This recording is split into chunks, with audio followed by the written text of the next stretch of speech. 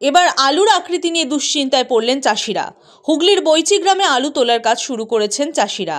ফলন ভালোই হয়েছে, তবে গোলগালকরণের পরিবর্তে লম্বাটে আলু চিন্তা বাড়িয়েছে চাষিদের। তারা বলছেন এ যেন মরার উপর খাঁড়ার ঘা, একই দাম পাচ্ছেন না, তার উপর আলুর আকৃতি গোল নয়।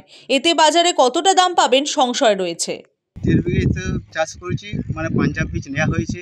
এই তো বীজ তো এই অবস্থা, অর্ধেক ভালো বেরোচ্ছে, বেশিরভাগ অংশ এই খারাপ আলু, এই লম্বা লম্বা এই আলুগুলোই বেরোচ্ছে।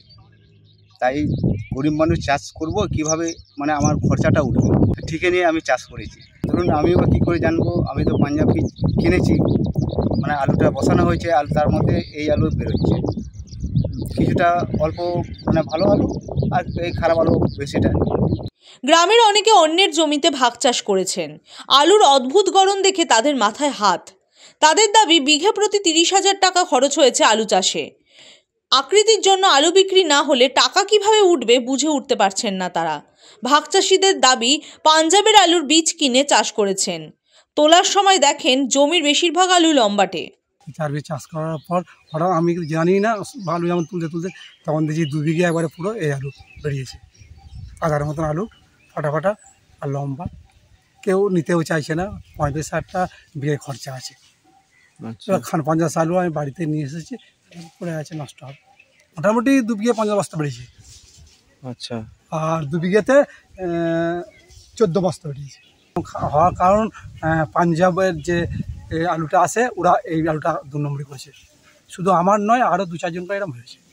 তাহলে এখন এই আলুগুলো কি করবেন? বাড়িতেই পরে থাকবে, গরু বাছুরে খেয়ে নেবে।